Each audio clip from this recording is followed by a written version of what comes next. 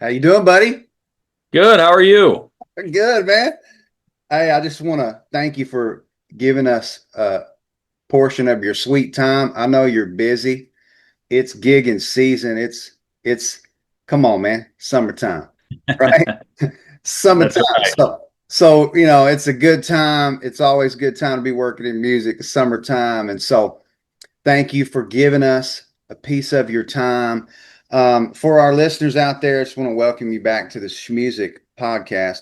We have Brad Morgan with us today. Now, Brad is he's got some stuff going on now, but I'll tell you what, his Spotify account, he's got songs with 20,000 plays, 14,000 plays, 18,000 plays.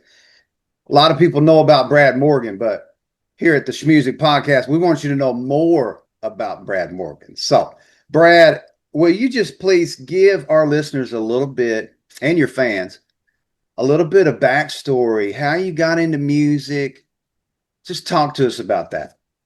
Yeah. Well, first of all, thanks for having me on. This is exciting. Uh, I grew up, I was born and raised in a town of Manning, Iowa. It's kind of between Des Moines, Omaha, and Sioux City, out in about 90 minutes from any of those.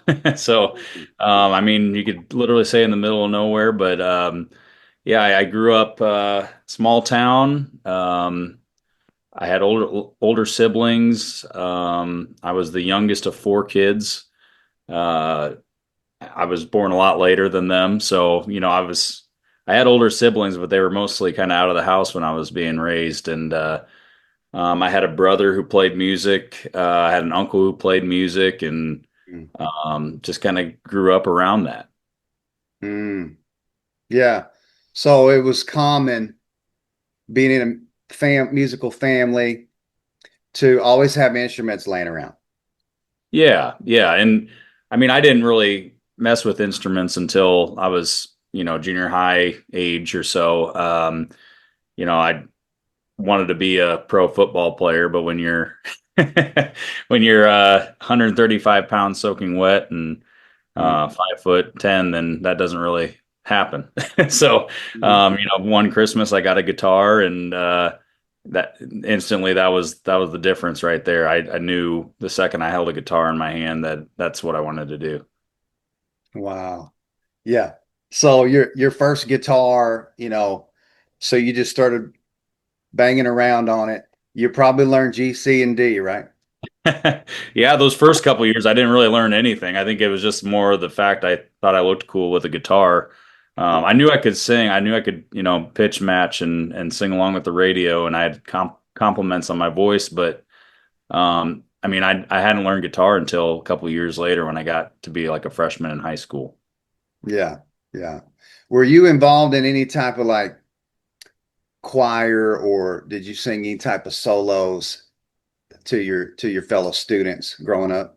Yeah, I was in choir, my entire school age life. I was in band very early from like fifth grade to seventh grade or so, and then I dropped out, which is ironic considering the time I got my guitar, I dropped out of band. But I went a few years without band, and then my senior year, our band instructor had saw me playing guitar in choir, just and was like, "Why don't you join band again and for jazz band and play guitar for jazz band?" And we were from a small school, so to be in jazz band, you had to be in marching band, concert band, everything. Mhm. Um, so he found some stuff for me to do. I played the bass drum in marching band. I played the triangle in concert choir and a few other fun little auxiliary instruments. And Yeah. then jazz band, it was let's go. So I did that, but choir was kind of my main thing. And of course, yeah, I played around school for, if any chance I got. And, I was playing some stuff during the weekends and just kind of getting my feet wet, performing and doing my own thing. Mm. Hard work being in a choir. It is. It's something that, once I couldn't really read sheet music that well. So it was one of those things. Once somebody would play the part for me a few times, I would get it and I could memorize it and sing the part very well. But it took a lot of work not only me, but somebody else, a choir director or somebody to kind of like, help me out playing that music so I could memorize it. Yeah. I didn't get very good at reading sheet music either. I always had to count off the beats in my head. Somebody would say, yeah, you guys don't come in for three measures. Oh, okay. Well, I would just have to count the beats in my head because I didn't really drill down into music philosophy. Hmm. I was just trying to sing my part as a tenor, right? But it was a lot. I would say that's where I learned how to rehearse, Yeah. right? Yeah, Yeah. you learn how to Breathing rehearse. techniques and yeah. Yeah. Yeah, and all the vocal warm-ups, had a really good teacher in high school and he was phenomenal. I still use some of those same principles, he taught me. Yeah. Amazing how things just come together. You're like, why am I spending all this time singing? But in a musical family, and I've had to tell this to people that I've been in bands with, musical family, you get trained to perform on demand. Hmm. If you're a singer in the family, okay, they don't care if you just ate, you know, big, huge scoops of potato salad and five pieces of chicken. If they want you to sing something, they're going to say, "Hey, sing this." Or every graduation party, wedding, or whatever, it was, hey, go get the guitar. Everybody, maybe they didn't want that at first when I was first learning, but Right. um, but yeah, I think just being ingrained and having family do it and watching them do it and being in choir and band and also I had a couple garage bands in high school on the side where we, fiddled Mm, around with some stuff. And I say fiddle, not we didn't have a fiddle, but just messed around with, rock songs and whatever we wanted. And I got to the point where, I was like, well, I've been writing my own songs and I've been offered a lot of little gigs here and there independently. So I started going out and playing these shows and by my legal name, Brad Mielbauer, which is a long German name. mm, But I realized early on nobody could spell it right, nobody could pronounce it, mm. and I made the shift to my middle name, Brad Morgan.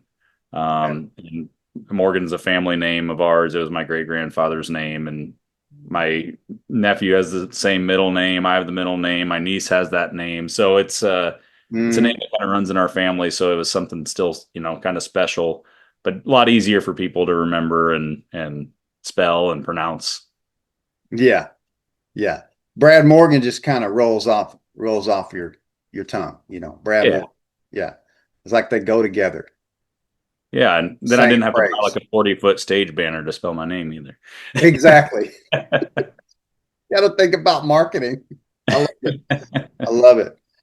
But yeah, so let's dive into your songwriting process. Now, songwriting also runs in my family. Bo Allen, my manager, he's my everything. He's my big brother. He spent time as a staff writer there in Nashville, and he got to work with amazing people, and he got to learn the craft of songwriting and all the different types of songs, and how to paint a picture, a visual picture, and how to add furniture later once you get the basics of the song, how to go back and just make it better. And so songwriting, I'm always interested in songwriting process because I love to write. And actually, I have to just kind of hold back a little bit because you can only move as fast as you can compose with a band, right? Hmm. So I could write 30 songs, but we've still only got to compose one at a time. And so I get backlogged sometimes. So I don't know. What's your songwriting process? Get detailed for your fans because people who don't write songs, they want to know how it happens. They want to Yeah. know. So walk us through that. Well, there's no one way of doing it. I have my way, which is probably the way a lot of Nashville people do. And there's different styles, different cities almost have their own style. There's LA, New York, Nashville. Nashville definitely with the country scene has always kind of been based around storytelling and that's something I like, in a song, and just the structure of a song. For me, it'll typically start with an idea that's, just somebody says something or you hear something and you're like, oh, I could see that being a story, or I could see that being a song. Um, or, just a common idiom that's like, for example, I wrote a song with my buddy Andy Gibson we released a few years back called Grain of Salt. Mm-hmm. And there's so many different avenues we could take that, and we ended up making kind of a silly margarita song out of it, and but like you hear that and you think, well, okay, well, there's a double meaning in that. For example, grain of salt margaritas, grain of salt, take life with a grain of salt. Yeah. Just kick back, enjoy it. Things will work itself out. So I mean, there's so many, little things like that that pop in my head that I'll write down, and then later on then you take it and you're like, well, where do I want, which direction? Do I want to go sad? Do I want to go happy? Do I want to go fun? What are we doing here? What's this story going to be? And then Mm. once you kind of figure out the story, then I sit around with a guitar or piano and just kind of, you know, uh, pick or plunk around until I get the vibe that I want, or a chord progression that I kind of like. And then, from there, it's just kind of, what are you feeling? What words do you want in this song? Early on, when I moved here, I had a friend who introduced the whiteboard to me, and he had a big whiteboard in his room, and we'd make a concept map of what we wanted this song to be. You had, okay, well, song about rain. Okay, well, let's write clouds over here. Let's write umbrella. Like all these things that have to do with that concept, and Mm. I'm all in. And okay, well, now we have an idea of, we want this verse to be this. We want this chorus. We want the choruses to reflect this. If there's a bridge, we'll, put this piece into that. Um, and that really opened my eyes to the kind of the way Nashville songwriting worked, and Mm. made it a lot easier for me to understand how to write a decent song. Mm. It gave you a structure, philosophy to work through. Yeah. Yeah. Yeah, and like I said, it depends on the genre too. That's mostly just Nashville country style of writing, but like, there's no wrong way to write. Art is art, and you can, everything's subjective. That's true. Yeah. That's true. What are your favorite songs to write? It used to be kind of sad, sappy stuff. I don't know why. Yeah. It was just easier for me to write. But I mean, anymore, I just get excited when I'm onto something. You get an Yeah. idea that you're like, okay, this is going somewhere. It doesn't really matter if it's sad or happy or goofy or whatever. It's okay. I think this will do well. I think this will reach a lot of ears. Mm. Yeah. You made mention of Grain of Salt. I mean, it's 20,000 plays on Spotify, and I would like the other streaming services to kind of put that stuff out there too, but that's just Spotify. So, you've got your stuff on every streaming platform.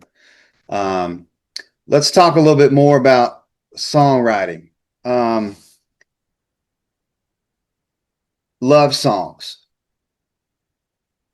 Do you enjoy writing love songs? And what is your favorite love song? Um, Man, I don't know. I think kind of like I said before, I think I enjoy it.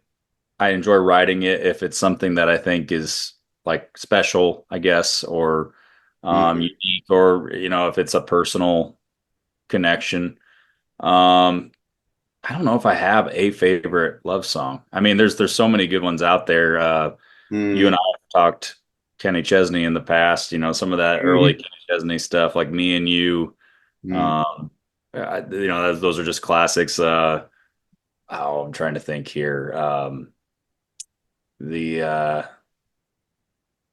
Oh, I'm drawing a blank here, but the old Bob Dylan song, Adele has a version of it. Garth Brooks has a version of it. Mhm. Uh, Mhm. Mhm. Feel My Love. I think that's a great song. Mhm. Gets you in the feels when you hear Right. I like it. Hits you in the feels. it.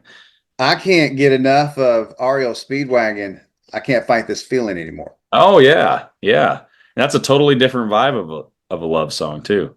It is. It just hits me. I mean, my wife even likes that song. Like my wife's very particular about her music. Um, but yeah, and then Travis Tritt, Drift Off the Dream. Classic, classic. I'm heavily influenced by Travis Tritt and the stuff that he put out years ago, and it. I never get tired of singing a Travis Tritt song. Just Yeah, something he's about got it. some good stuff. Yeah. And his love song, Drift Off the Dream. Oh, just one of the greats. Love it. Love it. And I love covering singers that are in my vocal range. So that's, That helps. it helps a lot. Yeah. It makes for you know, not as I don't know. There's always preparation, but you know how it is. You got to be ready to breathe on some songs. If you Yeah. cover Chris Stapleton, you get ready to breathe a lot and not pass out. Let's talk about your upcoming projects now. You're very busy. Just reiterate what you got going on and what you got coming up that we can expect. Yeah. Well, I came out of last year wanting to release more music. Talking about songwriting, I had a lot of music that I had written over the past 10, 11 years living in Nashville here. Um, and some really good stuff that I felt was really good. But I was like, it's not the right time, and I just released a love song. I probably shouldn't do a love song again, that kind of stuff. And then I got to the point where I'm like, I'm 33 years old right now. It's time to, maybe get these songs out and then get some new stuff working. Mhm. Um, and I've gotten to the point where, yeah, I have my own style and vibe, but it's who says you have to stick with that? If you think the song's good and you enjoyed the song and enjoy playing it and you can pull it off live, then why not? So early this year, I chose to release a song called Going Down, a lot Mm, more rock and edgy, kind of southern rock sounding.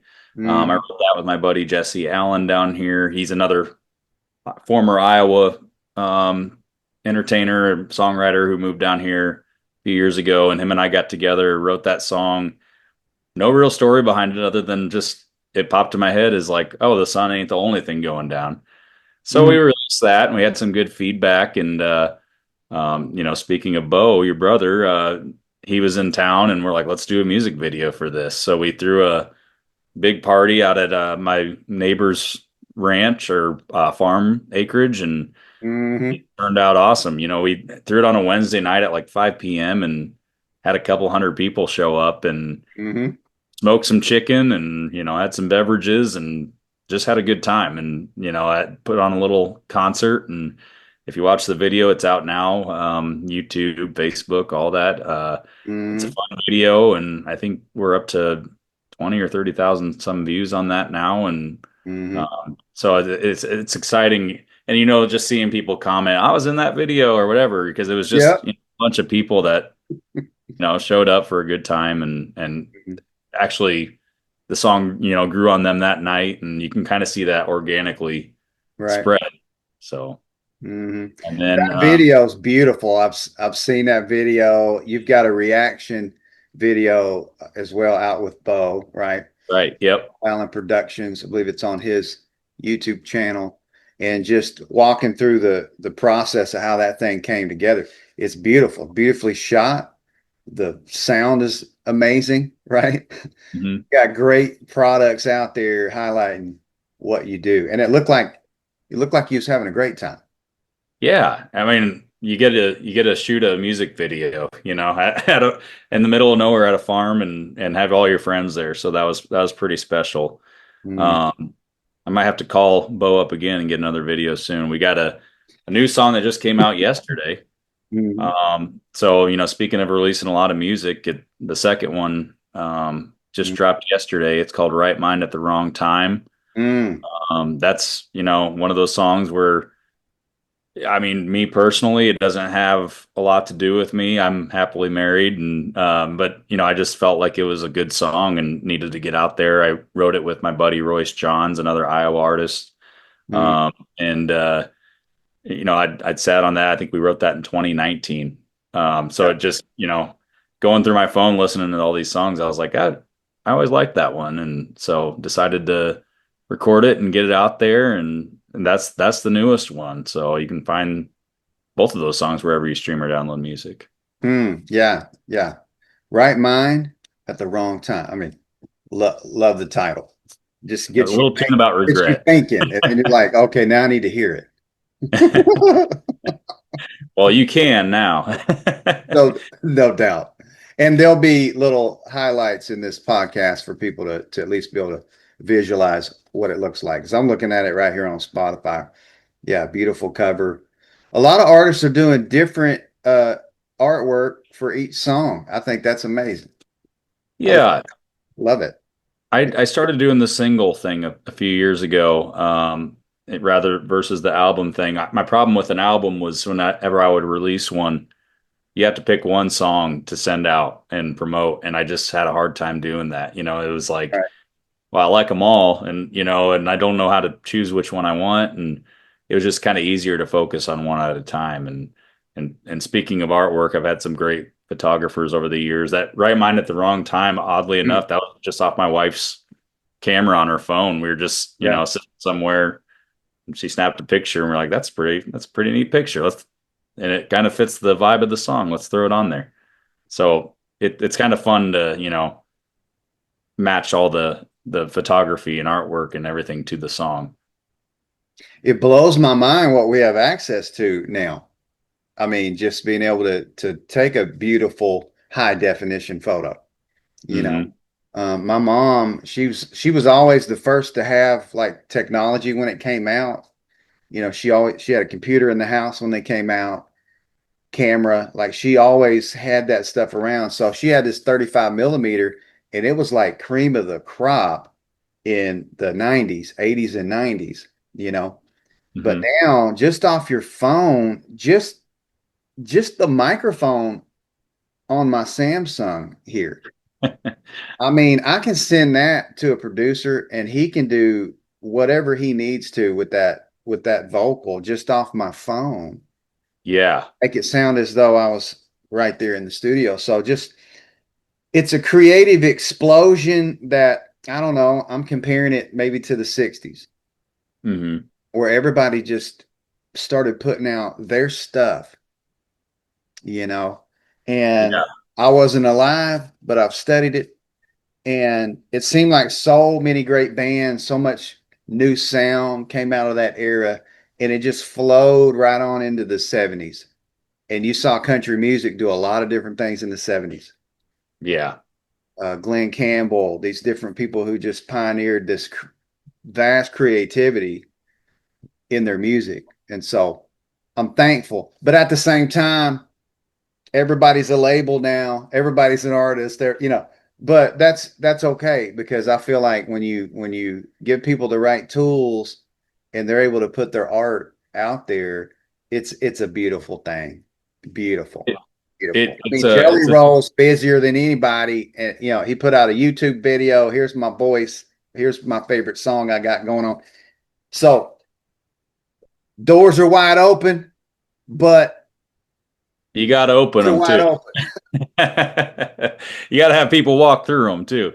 Exactly. It's definitely a double-edged sword in that aspect. It's anybody can find you now, and anybody can easily, just playing this weekend. I have these little stickers made where if somebody's interested, you hand them a sticker and they can listen to your music in 10 seconds versus, Yeah. if you met somebody at a cafe years ago, if you're lucky, you have a CD on you and then they got to take it home and pop it in the CD player. And, Mhm. uh, it, or, just the fact anybody can stumble across you on a playlist or, YouTube or whatever, you never know who's watching. And, there is that aspect where years ago, it was like, well, if you move to Nashville and you're good, you're Yeah. probably going to get signed, and then they'll kind of, do the back end work for you.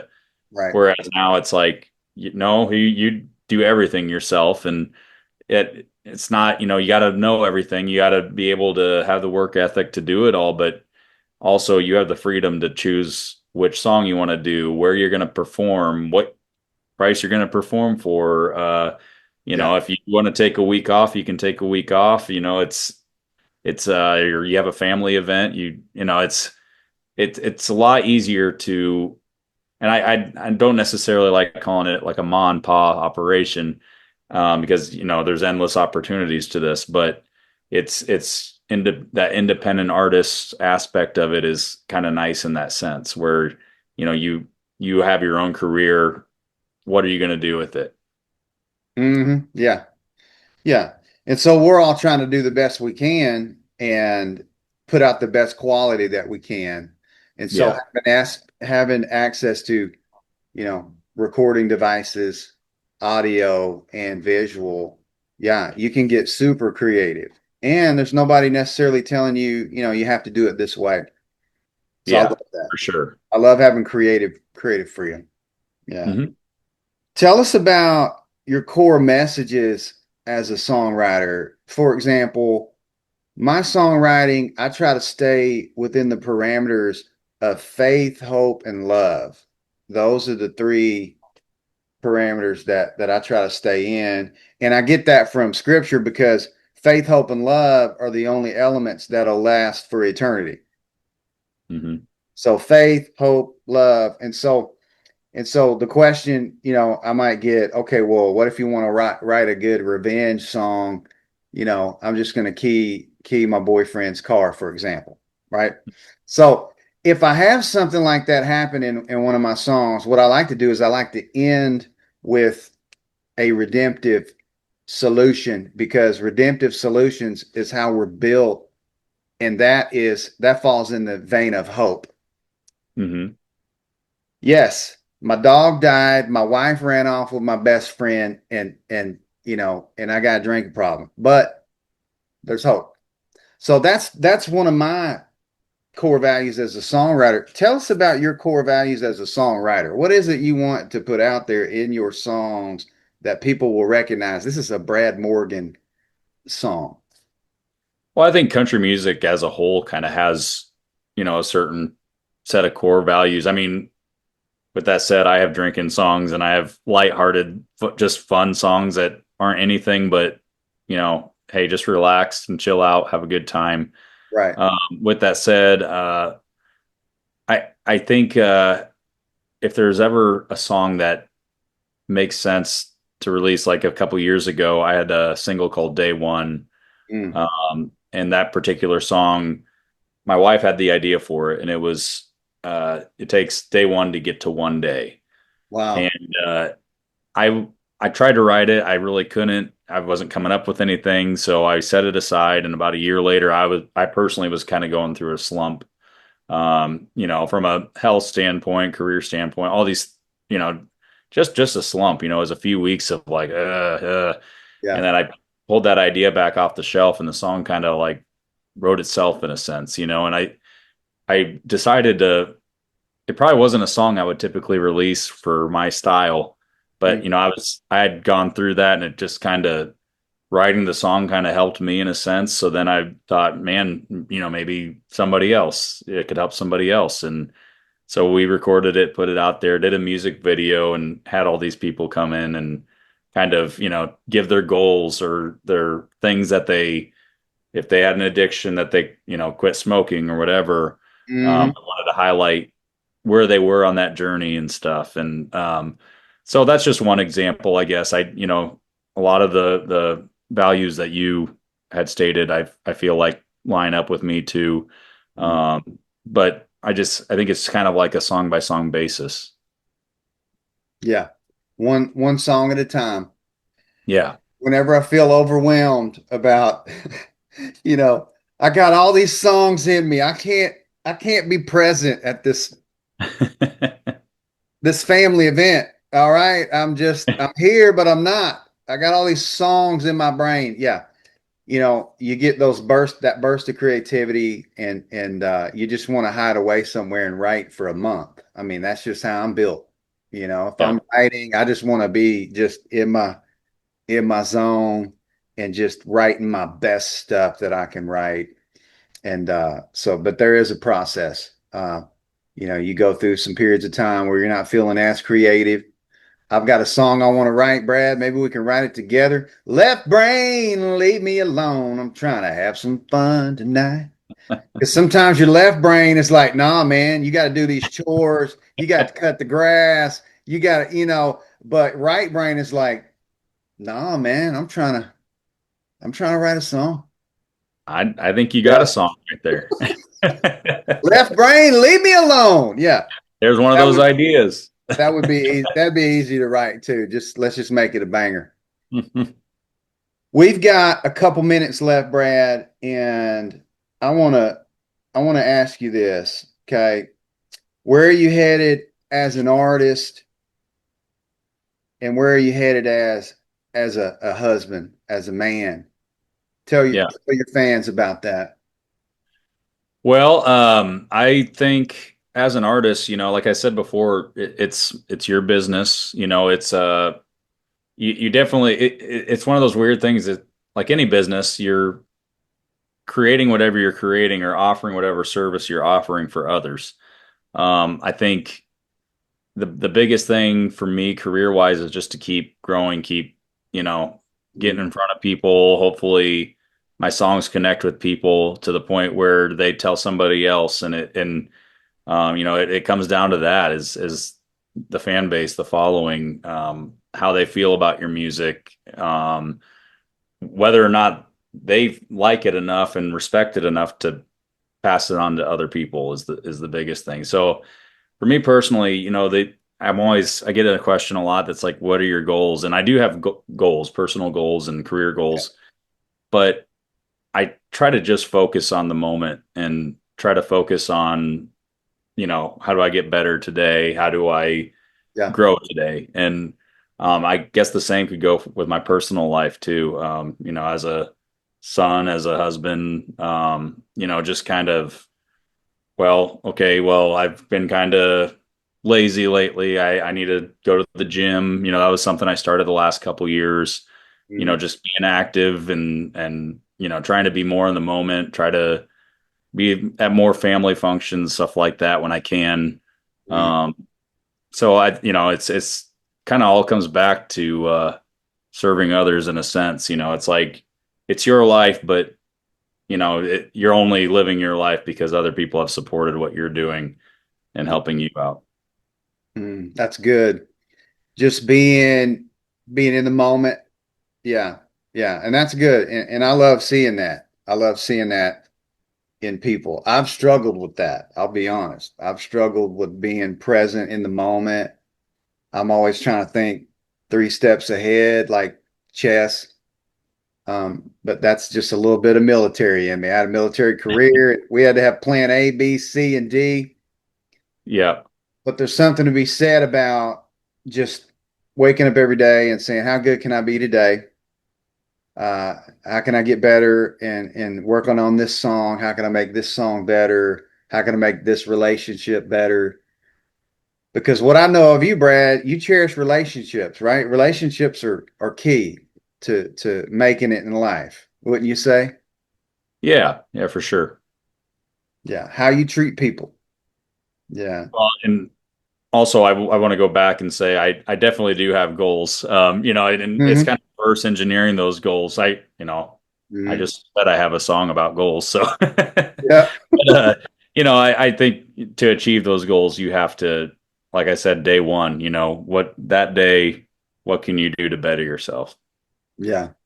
Yeah. So you have some soft goals, you have some, things that are urgent, things that are important. Everything's important, but not everything's urgent, right? So Hmm. you get up and you say, all right, today I got to get this thing done, right? Yeah.